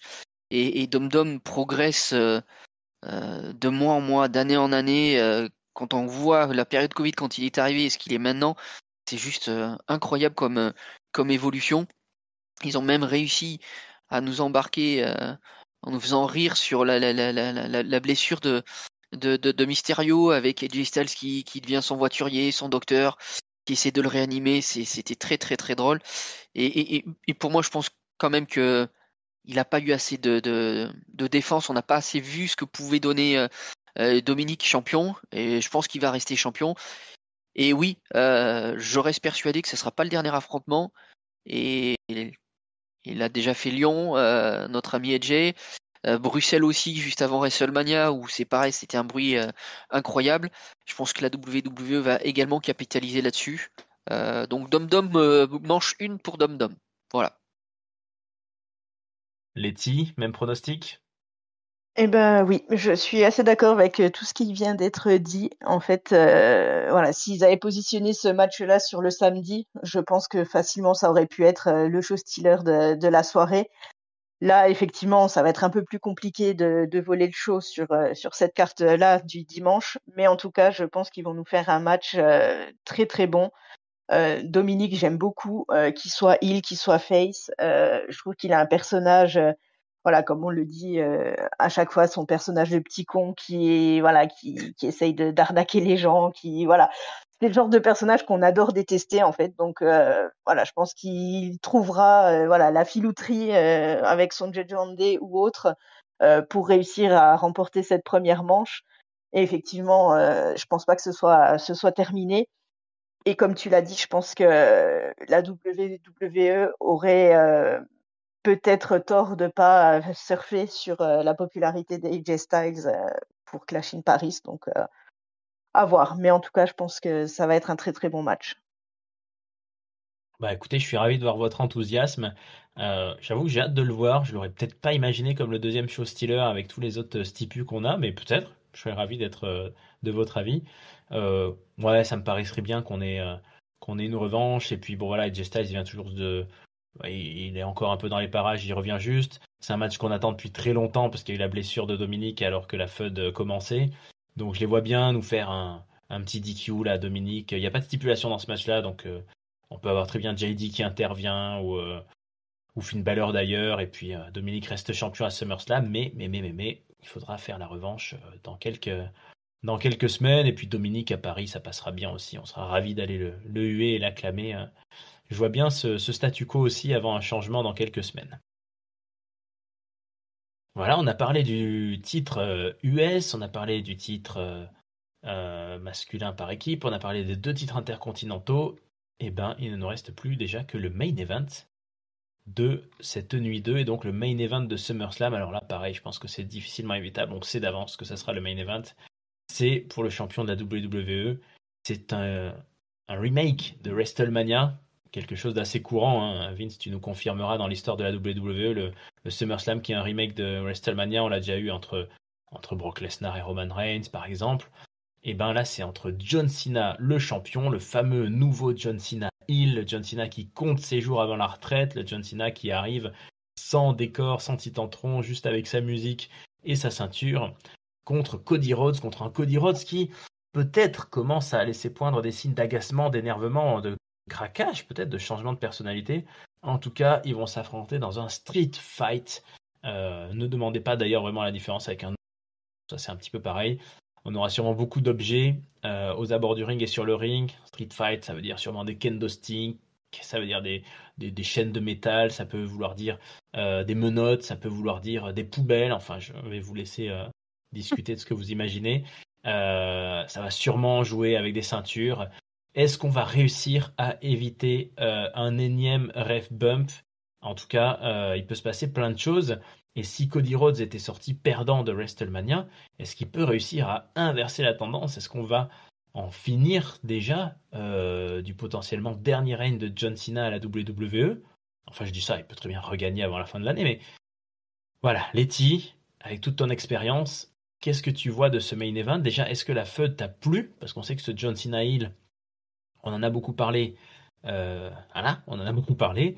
Et est-ce que tu l'attends avec impatience? Est-ce que tu penses que la revanche va être une bonne suite de tout ce que ça donne jusqu'à présent? Alors, jusqu'à la semaine dernière ou la semaine d'avant, je ne sais plus, il y a 15 jours, je l'attendais pas forcément en me disant que ça allait être voilà, un réchauffé de WrestleMania et que il y avait de fortes chances pour que John Cena l'emporte encore une fois. Là, j'avoue que depuis la fameuse signature de contrat où Cody Rhodes a pété un petit peu les plombs en éclatant Cena avec sa propre ceinture et en signant, en lui tenant la main. Euh, voilà, je vois des petites choses, des petits trucs où je me dis, voilà, est-ce que on n'aurait pas un Cody Rhodes qui irait un petit peu vers le côté sombre de la force? John Cena qui semblait un peu agacé, enfin un peu moins à l'aise, je trouve, dans son rôle de heel. Bon, il l'a jamais été vraiment, mais de moins en moins impliqué. Alors, je me dis peut-être un double turn pendant ce match à SummerSlam, pourquoi pas. Une victoire de Cody Rhodes, John Cena qui redeviendrait un petit peu lui-même par la suite, ou peut-être justement une victoire de John Cena à nouveau qui ferait complètement péter un câble à Cody Rhodes pour une potentielle troisième manche un peu plus tard, pourquoi pas dans l'année avant la fin de John Cena.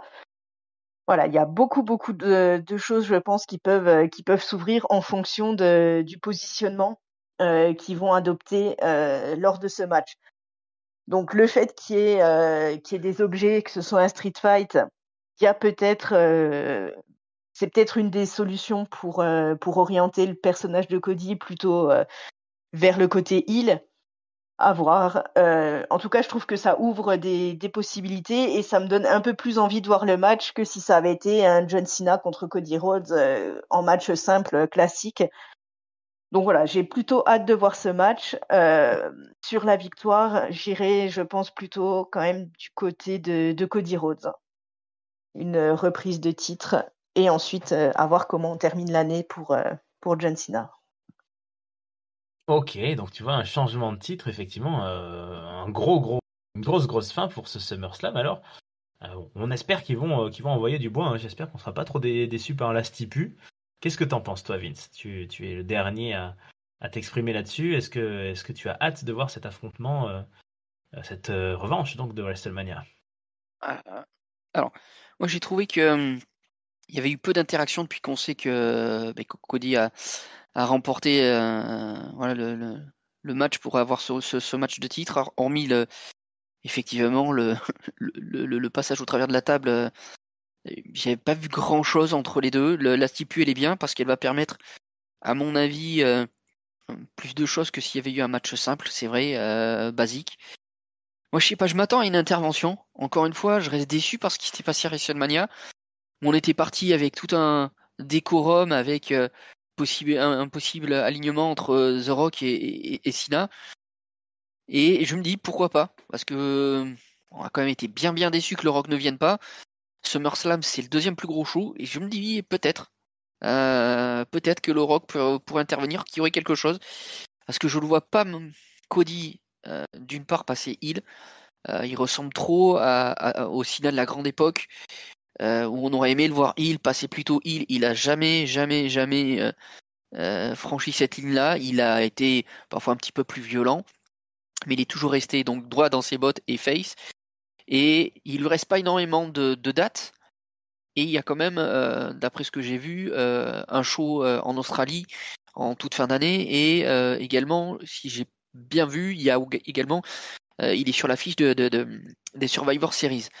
Et je me vois mal abandonner son titre, sachant qu'il y a encore ces deux échéances assez importantes. Je vois bien Cody Rhodes effectivement le vaincre et reprendre le titre pour son dernier match, mais pas là. Et je vois bien une intervention, parce qu'on peut pas. Il manque quelque chose à ce Cena Hill. Il lui manque quelque chose encore. Voilà. Et je pense donc du coup que Cena va garder cette ceinture. Ok, ça ferait deux grosses défaites hein, pour Cody cette année quand même. Oui, Dans... ouais. c'est sûr, c'est sûr. Cody, le pauvre, mais je sais pas, c'est dans la construction du personnage, ça peut. S'il y a une stipule pareil, c'est aussi pour qu'il puisse perdre Ouais. ou lui donner une légitimité à la défaite là-dessus. Bah, là où tu soulignes un point intéressant que j'avais même pas pensé, c'est qu'on avait effectivement complètement oublié The Rock et tout cet angle du début là du heel turn de John Cena. Autant on a été hyper déçus qu'il se passe rien à WrestleMania, autant ils sont capables. Je suis pas sûr que ça arrive, hein, je ne mettrai pas ma main au feu, mais ils sont capables de nous désarçonner et de nous faire débarquer. Alors, je sais pas si ça sera The Rock lui-même, j'espère. J'espère que ça sera pas un des acteurs là autour de The Rock. Mais ils sont capables de nous rappeler tout ça, ouais. Moi, j'avoue que je ne sais pas du tout. Euh, Classiquement, à la WWE, j'aurais envie de dire que oui, le gentil qui a perdu à WrestleMania retrouve son titre dans une belle stipu, dans un gros match. Parce que s'il perd Cody Rhodes, bah, je veux bien qu'on ait un épisode 3 dans l'hiver, mais je vois pas trop comment il pourra se relever de tout ça. En même temps, John Cena, c'est sûr que c'est compliqué. Et maintenant qu'on l'a fait champion et qu'on sait qu'il finit à la fin de l'année, comment réagirait la foule? Enfin voilà, j'ai l'impression que tout le monde a envie de voir John Cena arriver champion et en espérant être celui qui verra sa paire de titres, je ne sais pas.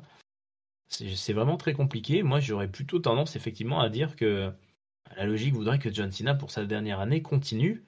Et voilà, Cody Rhodes, il aura mangé un petit peu son pain noir, il aura tout donné dans cette rivalité.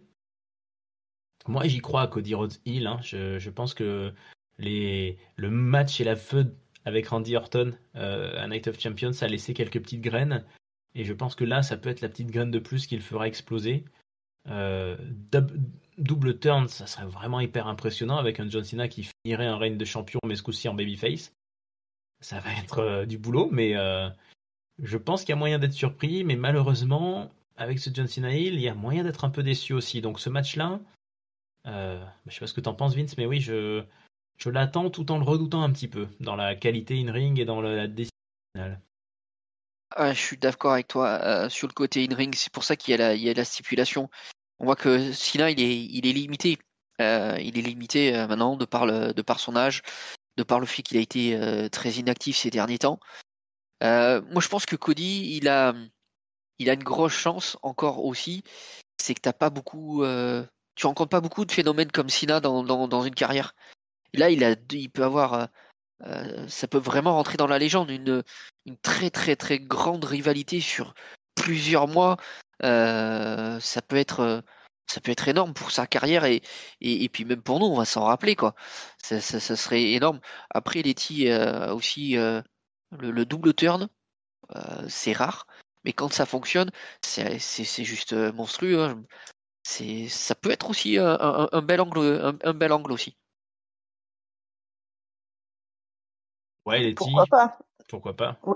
Bah oui, pourquoi pas? C'est vrai que le fait, enfin, c'est quand même assez rare de voir un babyface se comporter comme Cody sur la signature de contrat, en le passant à travers la table, en signant avec sa propre main. C'est vrai que ça annonce en général quand même un turn.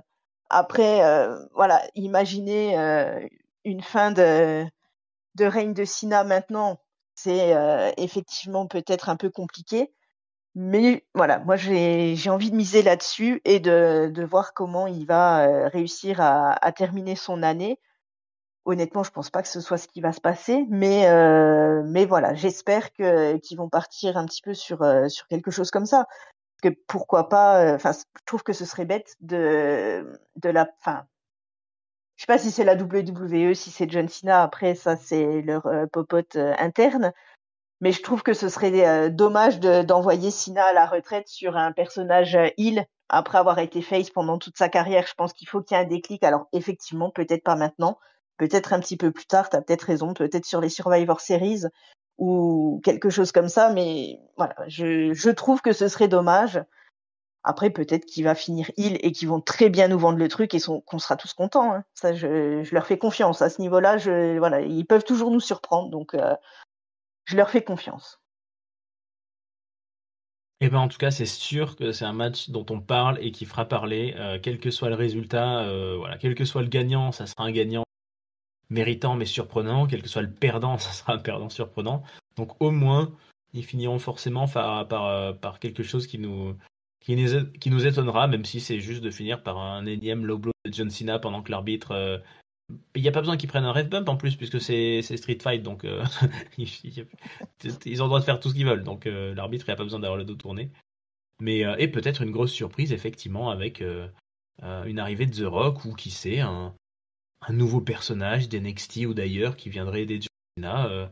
Ça pourrait être ça, hein, la fin de la carrière de John Cena. Ça pourrait être aussi un rôle de mentor. Ça serait vachement bien, en fait, d'en profiter pour introduire un petit jeune heel ou deux comme garde du corps, un peu comme le Shield a été un tout petit peu au début avec CM Punk ou autre. Ça pourrait être quelque chose d'assez amusant de voir John Cena dans un rôle comme ça de mentor comme Randy Orton l'a été pour Cody Rhodes. Ça pourrait être un virage inattendu, mais sympa aussi.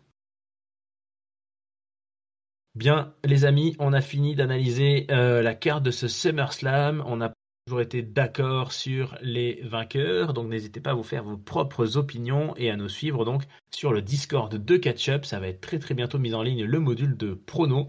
N'hésitez pas à nous donner votre avis sur tout ça, surtout sur YouTube. Vous pouvez vous abonner à la chaîne de Catch-Up. Et puis on est sur toutes les bonnes plateformes de podcast. Et on va donc se préparer à regarder cet incroyable show estival et on va surtout faire un grand applaudissement et des félicitations à Vince qui vient de réussir donc sa toute première review de Catch-Up. Vince, alors stop ou encore? On en refait une autre? On revient?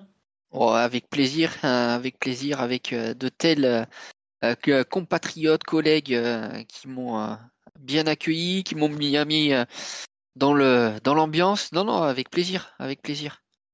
Eh ben écoute, la porte est ouverte, tu connais maintenant le chemin, tu verras très vite comme Giscal, tu vas te sentir tellement à l'aise, tu viendras faire tes reviews en caleçon ou autre. D'ailleurs, il y en a peut-être un ou deux de lui qui traînent par là, derrière une chaise. Et puis Letty, bah, merci d'avoir été là aussi pour nous analyser finement ce show dont on attend beaucoup.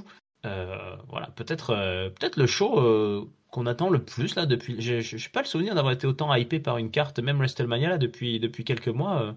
Ce SummerSlam, il est velu quand même. Hein. Oui, SummerSlam très costaud. Et puis, merci à toi pour cette présentation. Et encore bienvenue, Vince, dans la famille de Catch-Up. Merci bien, merci bien. Peuple de Ketchup, on attend vos commentaires, on attend vos réactions et on se prépare à ce SummerSlam de folie. On sera bien sûr là pour vous analyser ensuite les résultats, les tenants, les aboutissants et notre avis.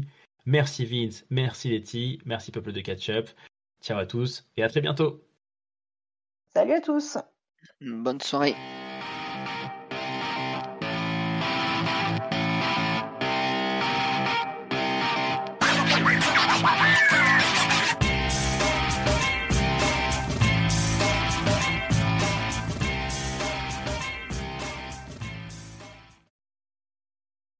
Et est-ce que R-Truth va apparaître dans le main event? Ah, pourquoi pas? Ah, bonne idée, ouais.